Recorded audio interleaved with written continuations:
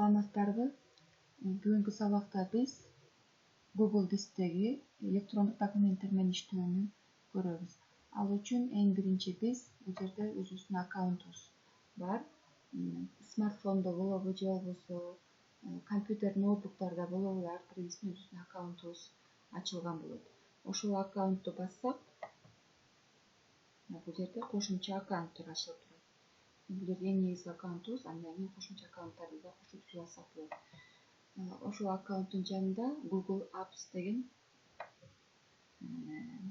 приложение турат. Мына бул жерден карасаңыздар, Google'дун тиркемелери, башкача айтканда, аккаунт жөнүндө маалымат, издөө системасы, Play, Drive, Gmail, почта, электрондук почта, календарь, переводчик, сүрөт коюу, контакт, көптөгөн Google'дун тиркемелери жайгашкан. Google Meet, Classroom, Hangouts, ушулардын баардыгы Google'дун тиркемелерине кирет. Бул жерден биз электрондук документтер менен иштөө үчүн Google Disk'ти ачабыз. Drive деп турат, мына Google Drive же болбосо Google Disk'ти ачабыз.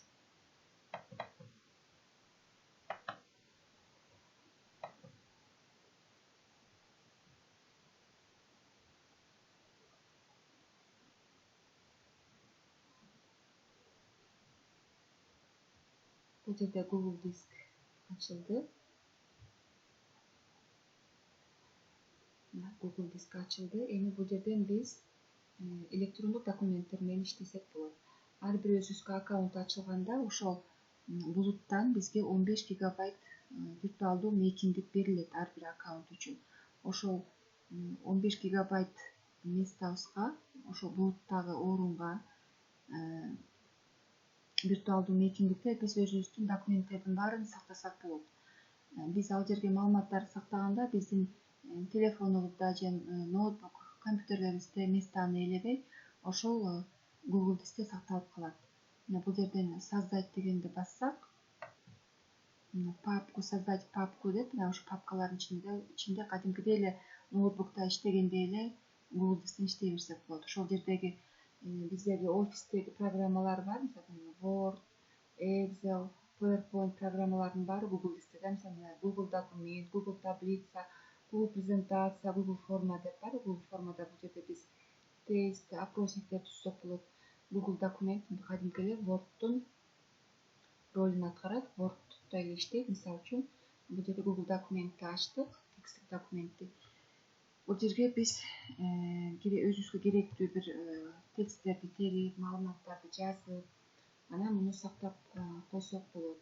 Же болбосо муну кайра Google Disктен ноутбукка көчүрүү үчүн скачать Microsoft Word десек, бул компьютерибизге түшүп калат. Же болбосо бул жерден электрондук почта аркылуу жөнөтсөк болот, биз жазган документти ноутбукка көчүрсөк болот, иштесек болот. Ошондой эле бул жерге открыть доступ деп сохранить кылып, башка колдонуучуларга дагы доступ ачып берсек болот. Биз жазган документке биз аны WhatsApp'тан жөнөтүп, же болбосо электрондук почтадан жөнөтпөй эле, бул жерде ссылкасын эле кетирип койсок, ошол биз жиберчү адамга бул жерден ошол ссылка аркылуу эле кирип кирсе болот. Мисалы үчүн биз бул жерден бир электрондук почтаны жаздык. Добавить сообщение, маалыматты ачып көр, отправить деп бассак, биз электрондук почта аркылуу биз ссылканы кетирдик. Ошо электрондук почтасын ачып, бул жердеги документти ачып көрсө болот ссылка аркылуу.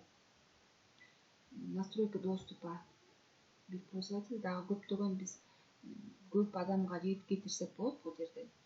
Же болбосо копировать ссылку деп туруп эле WhatsApp'тан ссылкасын кетирип ийсек болот ушул жерден эле. Бул тексттик документ. Андан сырткары бул жерде мына тексттик документ, Google Таблица, кадимки эле Excel'дей. Бул Excel'де болуп иштейт. Бул жерден дагы биз маалыматтарды иштеп, Андан кийин кадимки бул жерде меню саптары бар, файл, правка, вид, вставка, кадимки эле Excel'дегидей иштейт. Бул жерден да иштеп, ошол сыяктуу доступ берип, же болбосо кайра ушул жака эле сактап койсок болот. Google документтердин эң жакшы жери бул жерде сохранить дегенди баспасак деле бул өзү эле Google десе сакталып кала берет.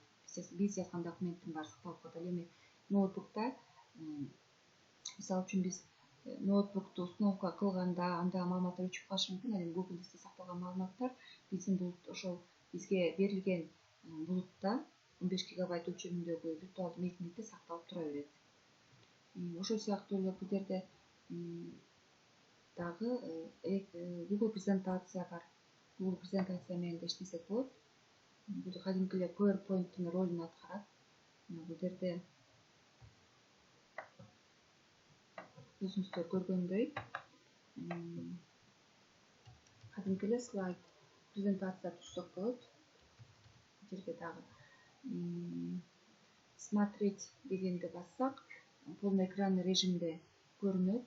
Кадимки эле ушул Google дисте биз презентация түзүп алып, биз муну менен иштесек болот. Смотреть дегенди басканда полный экранный режим чыгат. Дагы эле бул жерде настройка доступа, бул жерде дагы бир нече адамдарга доступ берсек болот.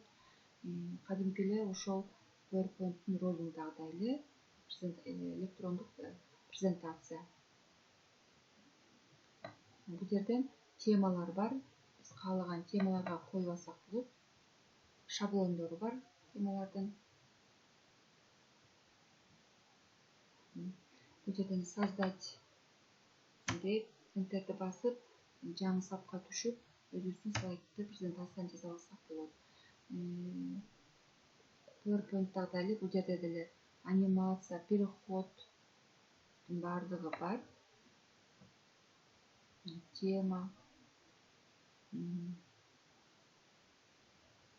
баардыгы эле мүмкүнчүлүктөр бул жерде дагы бар. Макет, выбрать переход, бул жерден деле переход тандасак болот. Куб, средний, применить ко всем слайдам, воспроизвести. Көрүп тургандай эле бул жерден дагы переходдорду берсек болот, анимацияны берсек болот. Куб дейт. Ушул сыяктуу эле макеттер бар, аларды тандасак болот. Фондор бар, фон берсек болот. Мисалы үчүн биз цветти алмаштырсак болот. Ар бир кара цветти мисалы үчүн башка бир фонго алмаштырсак болот.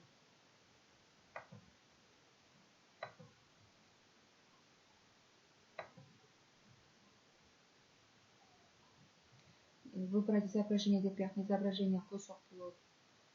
Применить ко всем десек, баардыгы көк болуп калды мына. Ошол фондорду берсек болот, темаларды тандасак болот.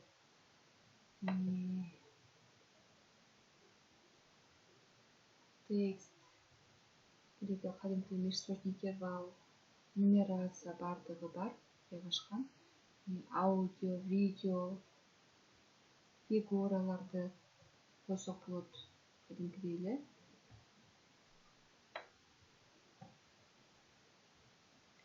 PowerPoint'тагыдай эле. Диаграммаларды койсок болот, борд артты койсок болот, изображенияларды койсок болот, компьютерден загрузка кылсак болот, интернеттен тапсак болот. Көптөгөн мүмкүнчүлүктөрү, жакшы мүмкүнчүлүктөрү бар. Бул жерде открыть доступ деп доступ берсек болот, же болбосо электрондук почта аркылуу жөнөтүп, ошол биз жиберүүчү адамдарга доступ берсек болот.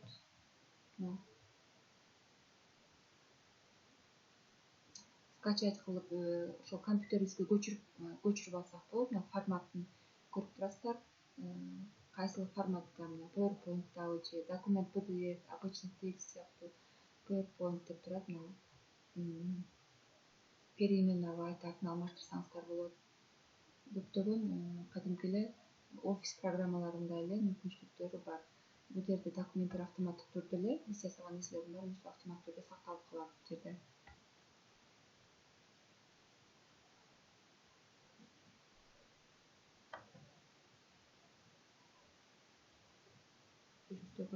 Мына бул жердеги Google Дискте сакталат ушул документтин баары.